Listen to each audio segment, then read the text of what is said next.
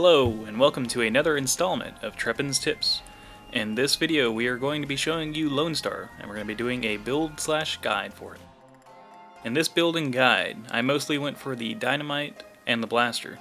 There are different ways to build him, of course, but this one will be concentrating on those two key points. So let's go ahead and look into the moves that I mostly use, and I will explain them as I go. First off, we'll start with the dynamite. The first part of the dynamite that I went for was the extra sticks. That's almost important in almost any Lonestar build, because if you're just throwing one stick, it doesn't help you that much. It costs 220 extra solar past the first one to get an extra stick, and you can get up to 3 total. And they do 25 damage for each stick. This is not the build order, so remember that as I explain the rest. Transfusion Grenade adds a life steal to your dynamite. It'll give you 25% of the damage you do back to you. So each time you hit for 25 damage, you will get 6 health back. That is very important so that you can try to stay at the top of your health so you don't get ganked by a Leon or get absolutely owned by a Froggy G. The last upgrade I go for with the dynamite is the Contact Detonator. The Contact Detonator adds a time link to your dynamite, so it'll stay on the field and it'll only explode if an enemy runs into it. There's lots of different strategies with that, so I'll show them throughout the video. We will skip over the bull for now because it is not utilized as much into this build as it would be into any other build. And then first we go for the Eagle Bullets. With the Eagle Bullets, it adds 2 damage per upgrade, and you can upgrade it twice. With the Cheetah Bullets upgrade, it increases the attack speed by 37. I know that doesn't say much here, it's more visual thing you'll notice as you're fighting and how much faster you shoot. You can upgrade this twice as well.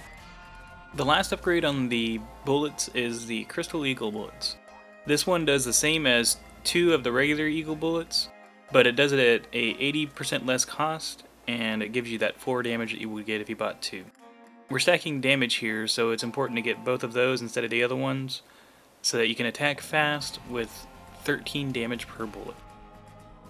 On the bottom row, I am constantly changing this one from match to match, so what it shows here isn't exactly what I choose every time. But let me go through them anyways. The first one is the increase the maximum health. You can increase your health by 30 per purchase of power pills, up to 3 times that would equal out to 90 health at 135 per upgrade. You want to use the health upgrades when you're fighting a group that's very good at what they're doing and you want to be able to stay out in the lane longer. Another upgrade that I look into a lot in a lot of matches is the rocket boots. The rocket boots increase your movement speed and give you a triple jump. So it's very useful for being able to move around and not let the enemies take advantage of your slow moving speed. One thing, and no matter what build I put into, is Solar Tree. What Solar Tree does is gives you a passive 30 more solar per minute. The more solar you have, the more advantage you're always going to have, so I don't really see any reason to not use Solar Tree in a match, because even if you're not doing anything, you're still gaining more solar than if someone else wasn't doing anything. Another one, if I want a good push at the beginning of the game, is Piggy Bank. What it does is it gives you 125 solar completely free, but only one time. So you really have to decide, can that really help me out so much at the beginning of the match that I really need that? Or should I just get something that will actually buff me through the entire match instead? Another one I look into is the Power Pills Turbo. It gives you that full 90 health that 3 Power Pills would give you, but you have to spend it all in one chunk, but it does overall cost a little bit less. So you have to build up to it, but it gives you it all in one blow. Now let's go ahead and look at the bull finally. I do tend to buy the bull last unless the match really needs it. One of the upgrades I go for is the Techno Viking Helmet. What it does is it adds damage to your bull, so as it's charging it'll hit for damage and then explode and do even more damage. It's good for not only pushing them back, but lowering their health as they get pushed back. One of the other upgrades I get is Cavalry Booter. Not much to say here, except for it lowers the cooldown by 2 seconds. The last upgrade on this build that we're looking at is for the bull as well. It's the Super Breed 2.0. Makes Hyper Bull bigger and push harder. Basically, it'll make him easier to hit all your targets by making him bigger, as well as giving him more health and being able to push people back even harder. I'm not going to go into too much detail about the build order here. Just realize in build 1, that's if enemies aren't too hard, you want to start with Dynamite Strong so you can finish off the enemies really easily. The build order 2, you want to emphasize on the gun because you can more easily take on hard enemies if you build your gun up first. Now we're going to start off with something important. A lot of players don't bring over from MOBAs into this game. Know when to run away. If you die, you're letting your enemy and their team get free solar. So know when and how to escape. Don't be a hero, don't stay out there until you die. It's not worth getting one more kill for you to just be out there and get yourself a little bit more solar, but you're helping them get the solar right back. As you can see in both of these clips, I come very close to dying, but I'm very erratic in my way to get out of there because you don't want to be predictable when you're leaving. Also, taunting pisses off enemies, so it helps. Here's a couple clips of enemies doing it the wrong way. They really want to push and get that kill, but they end up just dying themselves, so they don't help out their team, and they end up helping me instead. Even giving me a legendary for that bragging right. For some reason, this enemy didn't want to run away completely. He wanted to attack the drones, so we get the kill very easily on him, and it helps us out tremendously. Another thing that I've learned from Team Fortress 2 especially, you want to let the healer take the health. Don't be greedy and try to take it yourself, because the healer can then heal you if he's still out there. I haven't seen too many people do this negatively, so to say, but I just want to make sure that word's out there so that you don't try to take the health if they have a Voltar right there healing you. Another tactic for MOBAs I wanted to explain is jungling. Jungling is going into the area where the neutral critters are and killing them for money. You don't want to do this if someone else on your team is doing it, nor do you want to do it really too much in the middle of the game unless it's going pretty slow. It's really a beginning of the game kind of tactic to help give you that money boost, and this is just the different views of it in different environments. Always announce when you're doing it to your team. Use communication. You want to let your team know that you killed them so they don't try to go up there for the health later. One last basic tactic or knowledge. Only try to teleport back to your base when you have about 300 solar, because in that way you're going to be optimally using that money. Otherwise, try to stay out in the lane. As you can see, I clearly have more than 300 solar in each of these clips I'm going back before I want to buy these upgrades. You'll know what to buy depending on your enemies, because you'll learn from their habits. In these next two clips, I'm pretty much showing you how to use your gun. You need to know the movements and stuff. You want to get into your groove. You know your enemies are going to be doing certain attacks, like the bite you want to avoid by keep on jumping over Clunk. I know both of these clips are Clunk, but I just unfortunately had great clips of me fighting a Clunk and just going around him. And both of these are not bots, so it shows that you just need to know how to do it against players. Now let's get to your bread and butter, the dynamite. First off, I'm going to show you basic traps, or so to say. Some of them are lucky, some of them just work out perfectly. I got to hit him with 2 sticks right there because he ran into the one on the ground. I was lucky to throw one right above him before he finished jumping. Now see, I threw one down there because I know someone may eventually jump down, or up from the bottom. And sure enough, a Leon decided to try to come up there and got completely destroyed.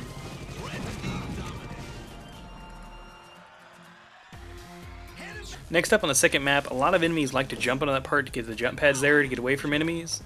And sure enough, laying down those mines, a Leon just so happened to jump into him. I was very lucky, but it worked out very nice.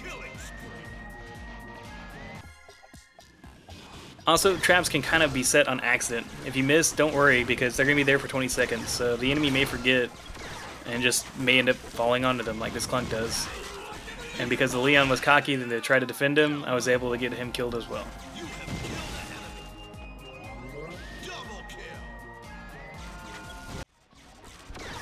Here again, I accidentally missed, threw it way too late. The enemy runs off, so we're going to do our own thing again here, waiting for some drones to get up here.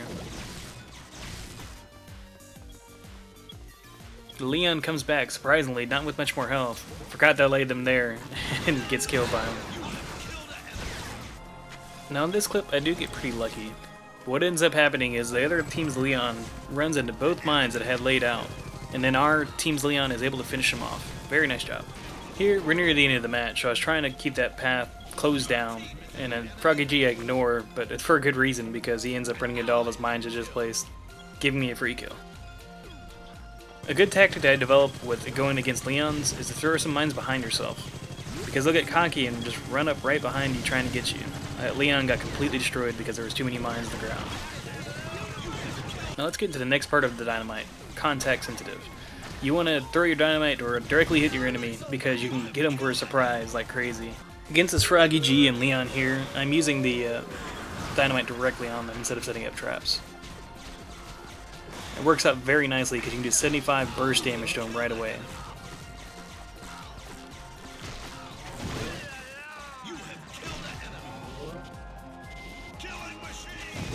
Here versus this Clunk, I use the contact twice on him. Once right there, I keep on shooting him before he gets down to his turret. Then my cooldown wears off just in time for me to get another contact off on his back.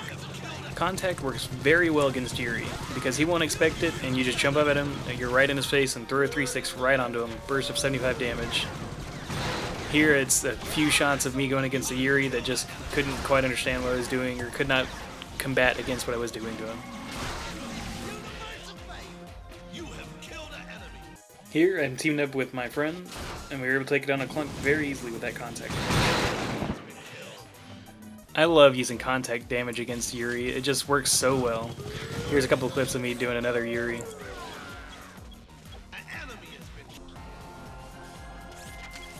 If Yuri doesn't get a health boost or the speed boost to help him get away from this, you can just destroy him with your contact damage. Here I just came out of the shop, and sure enough, the Yuri's up here trying to drop mines again, and he got destroyed right away. I was about to teleport back, and then a Yuri comes up, so I can't resist the contact damage on him again. I think I'm really pissing this one off. Here, I get extremely lucky with contact damage. There was a Leon in the hiding, and I actually ended up killing him on accident. Teamed up with a really good Yuri, I'm able to get a good contact damage on this Froggy G, finishing him off. Thank you, Omnisignificance. In these next few clips, I want to show you getting in the right idea of predicting a Leon. If you know one that's really bad, you'll learn his style, and they're always going to try to attack your back, so you just want to be ready. Here, I get a tiny little bump back, so I know that there's an invisible guy near me. I'm not able to get him, but luckily because of his idiocy, I was able to get the other guy. Again, it's the same bad Leon. He goes invisible, but I know he's behind me. And so I go after the base so they'll think I go after it, and then there he goes, contact damage, and he's dead. Here I want to show you good teamwork and good comboing with other characters. This Leon got cocky, but with the extra speed and the slowdown from the Yuri, I was able to kill him just fine. Here is a clip of me just playing Lonestar effectively against two players.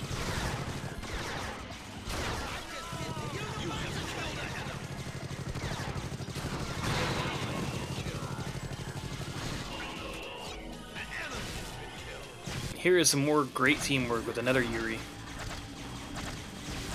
His slowdown bubble and his extra attack speed help us out tremendously. Here goes some more really effective teamwork. We have the lane littered with mines. I go back for more health on accident because my mines already gave me my health back pretty much, but it works out anyways. So we have all the three of the other enemies against us two right now. Alright, the first Froggy G goes down with some mines and the drones finish him off. Leon goes invisible, so I throw some mines and hopefully get him, and I did. And then we finish off the last character, and thus causing a rage quit for the other team. So after that, we wiped out the other team. We went to go ahead and destroy the turret while we know we had the chance to. Very good job, guys.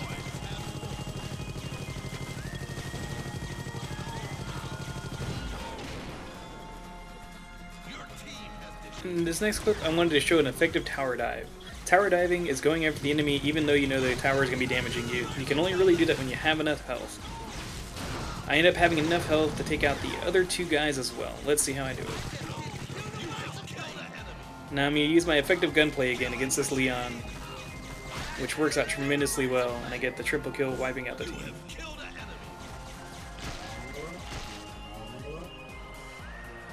Here goes some more effective teamwork with Omnisignificance playing Yuri.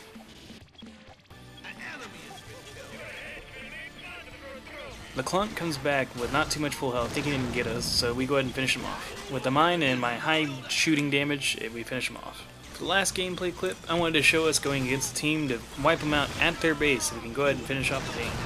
It's great teamwork with the Yuri using a with a beam that slows the enemy's movement speed. Effectively wipe out the team and destroy their base right afterwards.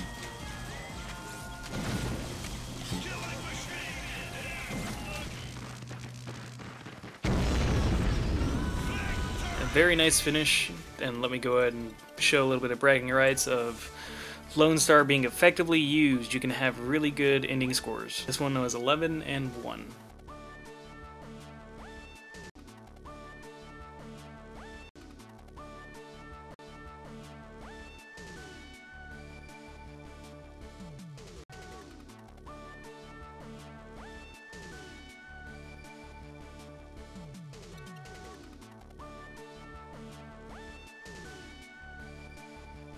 Thank you all for watching my video. A very special thanks to HGVVCD, Lamont, Fusia, Omnisignificance, Zero Zedeth, and Quaker Oh, don't forget, Sir Kills a Lot 427. He's not featured in any of these videos, but he does play with me a lot.